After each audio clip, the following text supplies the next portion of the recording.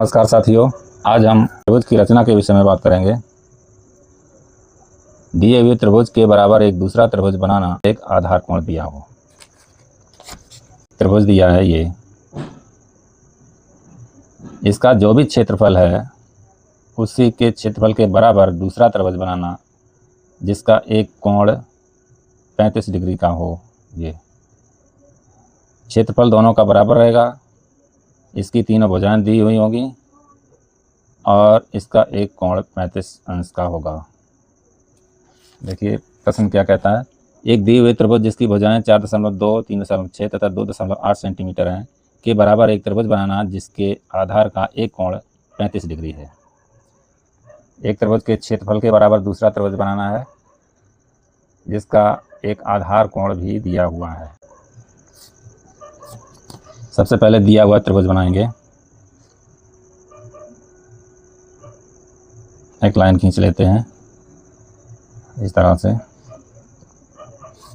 सबसे बड़ी भुजा दी हुई है इसमें 4.2 सेंटीमीटर, तो हम प्रकार में 4.2 सेंटीमीटर दूरी लेंगे। इस तरह से 4.2 सेंटीमीटर दूरी हमने ले ली है। ये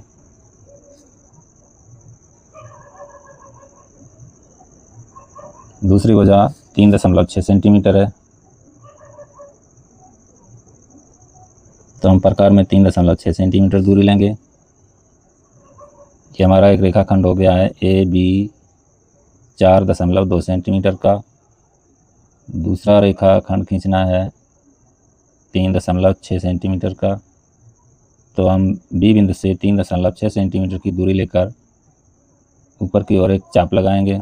उसके बाद तीसरी भुजा खींचने के लिए प्रकार में 2.8 सेंटीमीटर की दूरी लेंगे और ए बिंदु से एक चाप लगाएंगे जो पहले चाप को सी बिंदु पर काटता है। सी ए और सी बी को मिला देंगे।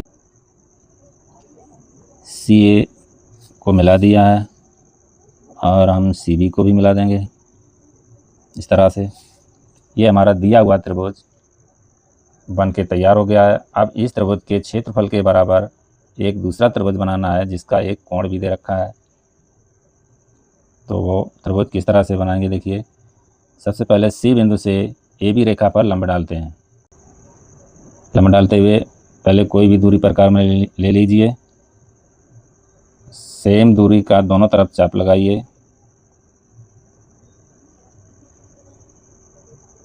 और इन दोनों चाप से भी एक एक चाप लगाते हैं इस तरह से।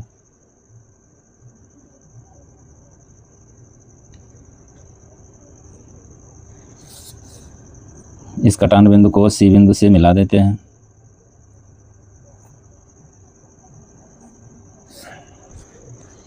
ये हमने सी बिंदु से ए बी रेखा के ऊपर एक लंब डाल दिया है, परपेंडिकुलर लाइन डाल दी है। इस बिंदु से इस बिंदु की जो ऊंचाई है वो इस त्रिभुज की ऊंचाई है।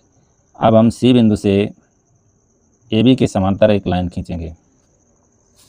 सी बिंदु से ए बी के समांतर एक लाइन खींचेंगे चांदा की सहायता से। देखिए चांदा की सहायता से यहाँ पर 90 अंश का कोण बना देंगे सी बिंदु पर, तो ये रेखा ए बी के समांतर ही होगी।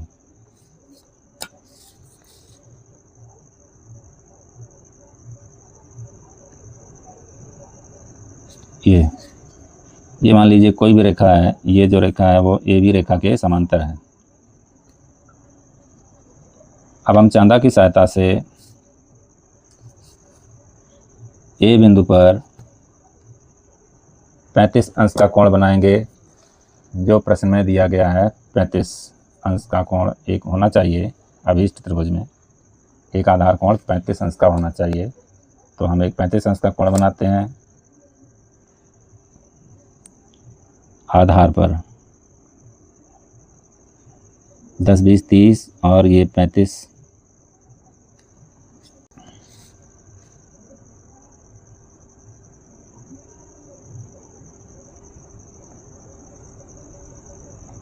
ये 35 अंश का कोण हो गया जो इस समांतर रेखा को, इसका कोई भी नाम MN रख देते हैं, MN रेखा को मान लीजिए D बिंदु पर काटती है, DB और DA को मिला देंगे, यही हमारा अभीष्ट त्रिभुज होगा। DB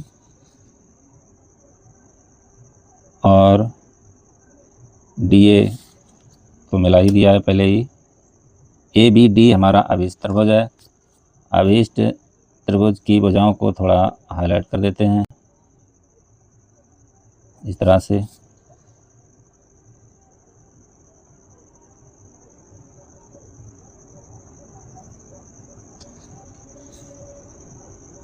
रचना करते हुए पहले हल्की रेखाएं खींचते हैं, सारी हल्की रेखाएं, जिससे कि अभीष्ट रेखाओं और रचना रेखाओं में और दी हुई रेखाओं में अंतर स्पष्ट हो जाए।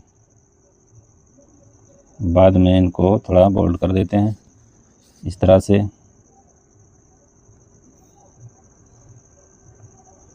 अभीष्ट रेखाओं को हमने हाईलाइट कर दिया है, तो ये परीक्षा में एग्जामिनर लोग इसको आसानी से पहचान लेते हैं कि कौन सी रेखाएं अभीष्ट रेखाएं हैं और कौन सी रचना रेखाएं हैं। रचना रेखाओं को भी दी हुई रेखाओं को भी थोड़ा सा चमकदार कर देते हैं, अभीष्ट रेखाओं के बराबर नहीं, अभीष्ट रेखाओं से थोड़ा कम, इस तरह से। ये दी हुई रेखाएं हैं, जो पहला त्रिभुज बनाया था वो दी हुई रेखाएं हैं, क्योंकि ये त्रिभुज सवाल में दे रखा है। प्रश्न में जो रेखाएं खींचने के लिए कहा जाता है वो निर्दिष्ट रेखाएं होती हैं, और जो हमारा अल्टीमेट होता है, जो आंसर होता है, जो अभीष्ट होता है, वो ये त्रिभुज है। उसकी भुजाएं सबसे ज़्यादा चमकदार रखते हैं, सबसे ज़्यादा काली या बोल्ड रखते हैं। बाकी जो हल्की हल्की रेखाएं हैं इनको रचना रेखाएं कहते हैं। इनको मिटाना नहीं चाहिए परीक्षा में। ये रेखाएं हैं, ये चाप हैं, इनको मिटाना नहीं चाहिए। तो इस तरह से त्रिभुज बन के तैयार हो जाता है। ABC त्रिभुज के क्षेत्रफल के बराबर हमने बनाया है त्रिभुज ABD, जिसका एक आधार कोण 35 अंश का है। बहुत महत्वपूर्ण रचना है परीक्षा की दृष्टि से। इस तरह के सवाल परीक्षाओं में बहुत आते हैं। आप इसका 2-3 बार अभ्यास करेंगे तो आपको ये आसानी से आ जाएगा। वीडियो अच्छा लगा हो तो चैनल को सब्सक्राइब कर लें, क्योंकि इस चैनल पर बेसिक से एडवांस तक सारी रचनाएं आने वाली हैं। और वीडियो को लाइक कर दें। धन्यवाद।